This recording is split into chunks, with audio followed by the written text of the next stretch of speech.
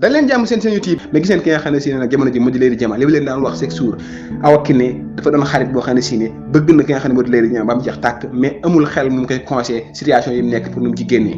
toujours Lady Diama ci moom rek la yaakaar ci moom lay ñëw mais ngeen xool à chaque fois moom day desee am comportement bi nga xam ne si ne moo war a jàppal Lady Diama pour mu génn situation yi mu nekk mu tax nit ki booy tànn xarit da ngaa war a tànn nit koo xam ne si ne day mat sëkk xarit nit koo xam ne si ne am xelam day mat heure boo indi ay problème mu tëll ci ay solution mais nit koo xam ne si ne boo indi ay problème mënu la cee génne kooku xarit boobu daanaka moom ñàkk am xarit ñoo yem mais gis ngeen ki nga xam ne si ne nag moo di Alaaji nag moom jamono ji ki nga xam ne si ne moo di Bas teg na ko bët trop ci ki nga xam ne si moo di Lady Diama Bas moom ala kulli aleen dina récupérer waat Lady Diama keroog gis ngeen ci ndaje bi biñ dajee ki nga xam ne si ne moo di takk Serigne Ndiaye gis ngeen ne foofu rek Bas dèjà dóor na Alaaji un zéro ndax Alaaji amul xam-xam doon na paati tiim xale bi di jéem a jaay dafa am xam-xam mais mënul ci moom dara parce que ñëw na ay technique am rek la utiliser daal di jël Alaaji jàggi ba ci kaw daal di dóor ci suuf Alaaji gis ngeen keroog dafa xaw a siisu yàgg-yàgg nag fa la ñu mujj Bas da ko yëkkati rek dóor ci suuf jël ki nga xam ne si ne moo di Lady Diama ba tey Alaaji gis ngeen ko ni muy traité ki nga xam ne si moo di yaayi Serigne Ndiaye gis ngeen ko yaayam tey mën a ji Alaaji lu metti la koy teg ñàkk kersa gu mat sëkk la koy wan Serigne Ndiaye nag au lieu que mu jàng ci loolu mais jàngu ko ma ngay toroxal doomi jàmboor ci loo xam ne tegu ko fenn ndax moom moo dem doxaan xale bu jigéen bi dugg ci VM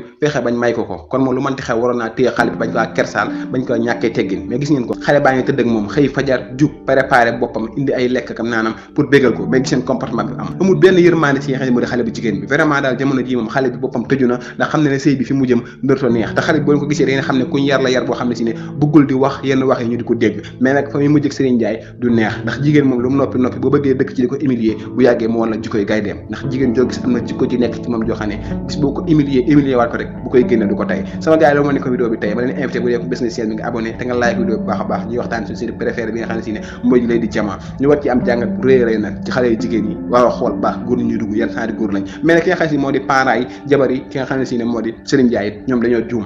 ndax defuñu benn enquête ci Serigne Ndiaye te ak l'islam daf laa digal sa doom boo koy mayee nga gëstu ki nga koy may mooy kan ak lu mu ñëw présenté la affaire u diine ak lu man ci doon gëstu mooy kan mais gis ngeen Serigne Ndiaye ay mbokkam dañoo ñëw présenté wu rek ñu xam ne doomu diw la rek ñu yëkkati seen doom may ko te or que wërta demee noonu ndax Serigne Ndiaye mën naa bañ yor ci koy baayam dangaa war a xool ndax moom li nga bëgg ci sa doom mën na la ko cee defal nga doog ko may sa doom kon parents yi ñu bàyyi xel loolu baax a baax loolu leçon la ñu bàyyi ko xel aji sama gars yi beneen yoon incha allah ñu day wàl waxtaan su jëri préféré bu leen fàtte abonné chaîne bi da ngeen like vidéo bi baax a baax